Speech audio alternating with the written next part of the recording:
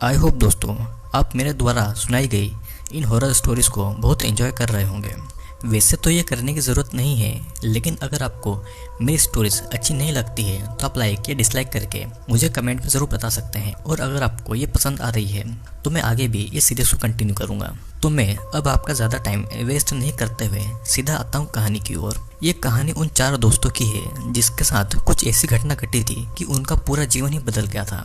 आइए जानते हैं कि ऐसा क्या हुआ था। मुंबई शहर की रहने वाली प्रिया शर्मा ने अपने दोस्तों रवि, साहिल और विजय के साथ में शिमला जाने का प्लान बनाया था और जल्दी ही वे शिमला जाने के लिए बस में भी बैठ गए थे। जहाँ पर कुछ देर बस चलने के बाद में प्रिया बस में सो गई थी। अचानक से प्रिया की नींद खुलती है तो देखती है कि उस पूरी बस में कोई भी नहीं था। यहाँ तक कि बस का ड्राइवर भी बस में नहीं था। बस अपने आप ही चल रही थी और उसके सारे दोस्त भी बस में नहीं थे। ये सब देखकर डर के मारे प्रिया जोर जोर से चिल्लाने लगती है और अचानक से उसे लगता है कि कोई उसके पीछे खड़ा हुआ है। जब उसने पीछे मुड़कर देखा तो उसके पीछे एक औरत बैठी हुई थी। उस औरत का चेहरा जला हुआ था और ऐसा लग रहा था कि किसी ने उसके चेहरे पर एसिड फेंक दिया हो। और इतना भयानक चेहरा देखकर प्रिया जोर जोर से चिल्लाना शुरू कर देती है कि मुझे बचाओ, मुझे बचाओ। और तभी होता यह है कि अचानक से प्रिया की नींद उड़ जाती है और वो नींद से जागने के बाद पूरी डरी हुई थी और पूरी पसीने पसीने में भीग गई थी। फिर उसी के बगल में बैठे हुए विजय ने पानी की बोतल उससे दी और उसने कहा है कि प्रिया, शायद तुमने कोई बुरा सपना देखा होगा। प्रिया भी इसे एक बुरा सपना मानकर भूल जाती है। और फिर जब वे शिमला पहुंचते हैं तो वे एक होटल में रात बिताने के लिए रुकते हैं। फिर दूसरे दिन वे सभी साथ मिलकर होटल के पास वाले पहाड़ पर घूमने जाने के लिए तय करते हैं। और फिर कुछ देर चलने के बाद में वे सभी उस पहाड़ की सबसे ऊंची चोटी पर पहुंच गए थे। और पहाड़ की इस ऊंचाई से नीचे देखने पर घने पेड़ पौधे बहुत सुंदर लग रहे थे। और तभी अचानक साहिल चौंक जाता है और वो कहता है कि देखो, नीचे कोई खड़ा है। लगता है जैसे कोई औरत नीचे खड़ी हुई है। साहिल की बात सुन के विजय और रवि भी देखने लगे थे, लेकिन उन्हें नीचे कोई नहीं दिखता। वे साहिल से बोलते हैं कि तू पागल हो गया है, इस घने जंगल में कोई औरत कैसे आ सकती है और तुझे शायद कोई भ्रम हुआ होगा। साहिल को भी लगता है कि शायद ये कोई भ्रम होगा और उसके बाद वे सब एक खुली जगह पर आ जाते हैं। फिर धीरे धीरे शाम ढलने लगी थी और वे सभी पहाड़ के ऊपर ही कैंप में रुकने का सोचते हैं।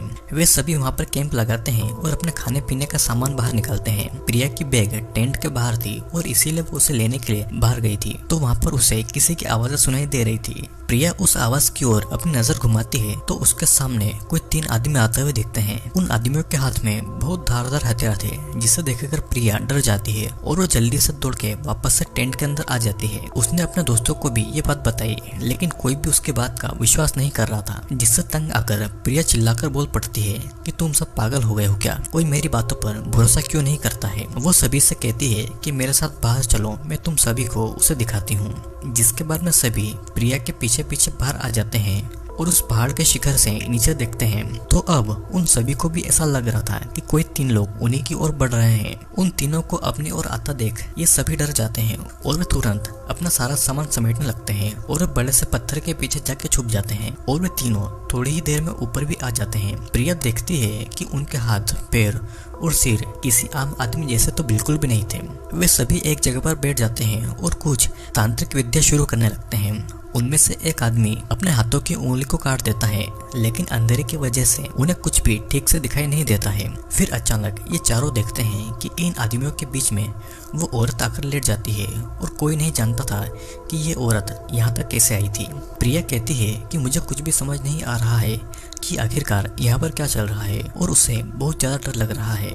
फिर वे ये भी देखते हैं कि वो तीनों एक के बाद एक उस औरत को सूंघने लगते हैं और वहीं पे अचानक से वो औरत अपनी उंगली उठाती है और हमारी तरफ इशारा करने लगती है। हम सब डर गए थे और वो तीनों उस औरत को छोड़कर हमारी ओर बढ़ने लगे थे और हम सभी लोग पहाड़ के नीचे होटल की ओर दौड़ने लगे थे और हमारी आवाज़ सुनकर वो तीनों हमारी ओर दौड़ रहे थे।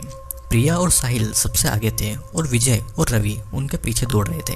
प्रिया और साहिल होटल तक पहुंच गए थे, लेकिन रवि और विजय का कोई भी पता नहीं चल रहा था। फिर हमने होटल वालों से उनके बारे में सभी बातें बताई तो उन्होंने कहा कि उस पहाड़ पे कोई भी नहीं जाता है, वो पहाड़ श्रापित पहाड़ है।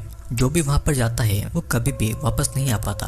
आप लोगों की किस्मत अच्छी रही कि आप वहाँ से जिंदा आ गए, लेकिन हमारे दोस्त रवि और विजय कभी भी वापस लौट के नहीं आए। हमने उन्हें ढूंढने की बहुत कोशिश की और पुलिस कंप्लेंट भी करवाई, लेकिन उसका कोई भी असर नहीं हुआ।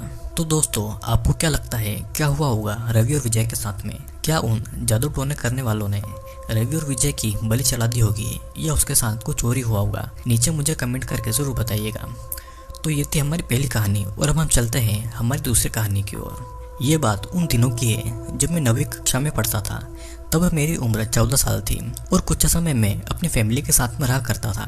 मेरी फैमिली में मेरी मम्मी, मेरे पापा, मेरी छोटी बहन भी थी। मेरे पापा गवर्नमेंट नौकरी करते थे और इसीलिए हमें सरकारी क्वार्टर में रहना पड़ता था। जब मेरे पापा का प्रमोशन हुआ तब हमने उस कॉलोनी में ही एक बड़ा सा फ्लैट ले लिया था और उसके बाद हम नए फ्लैट में शिफ्ट हो गए थे।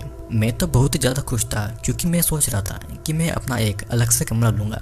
लेकिन पता नहीं क्यों जिस दिन से हम उस घर में रहने के लिए गए थे तब से मुझे उस घर से अजीबोगरीब बेचैनी महसूस हो रही थी। उस घर में मुझे देर से सोने की आदत थी क्योंकि हमारा टीवी चैनल वाला हर रात को एक नई फिल्म दिखाता था और मेरे मम्मी पापा और बहन दूसरे कमरे में जल्दी सो जाते थे। शुरू में तो सब कुछ ठीक था, लेकिन अचानक एक रात को जब मैं अपने बेड पर बैठकर मूवी देख रहा था तो अचानक मुझे रूम के बाहर किसी की आवाज़ सुनाई दी। मुझे लगा कि मम्मी यहाँ पर पानी पीने के लिए उठी होगी और इसलिए मैंने ध्यान नहीं दिया, लेकिन मैंने टीवी का आवाज़ थोड़ा धीमा कर दिया और 4-5 मिनट के बाद फिर से वही आवाज़ आने लगी। ये आवाज़ किसी औरत के चलने पर उसके पायल की आवाज़ थी, जैसे कि छन छन छन, बिल्कुल ऐसी आवाज़ें आ रही थी।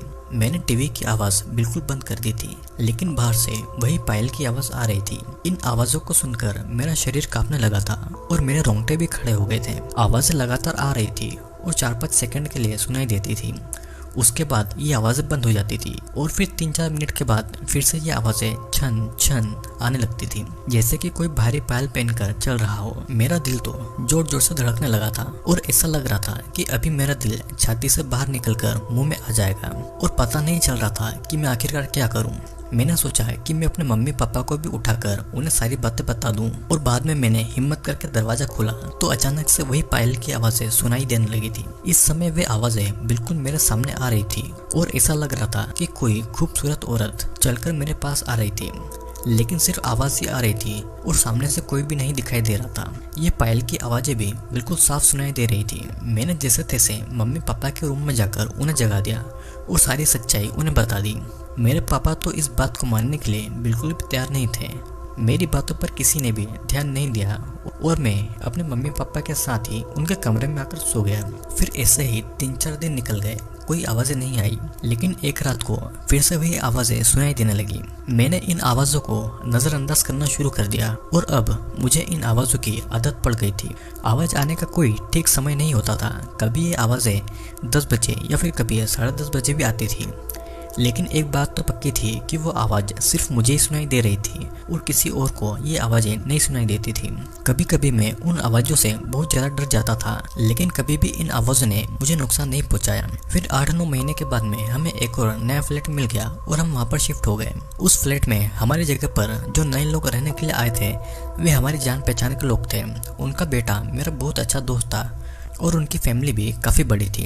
एक दिन वो अंकल हमारे घर पर आए और उन्होंने हमसे पूछा कि क्या कभी आपको कोई आवाज़ें इस घर से सुनाई देती थी। और बस ये बात सुनकर मुझे पूरा यकीन हो गया कि वह कोई मेरा वहम नहीं था और इस बार उन अंकल के पूरे परिवार ने ही इन आवाज़ों को सुना था। आखिरकार मेरे मम्मी पापा को भी ये यकीन हो गया कि मैं झूठ नहीं बोल रहा था और बाद में उन अंकल ने उस घर में पूजा पाठ करवाया। हमने ये बात जानने की कोशिश की थी कि उस घर में आखिरकार क्या हुआ था।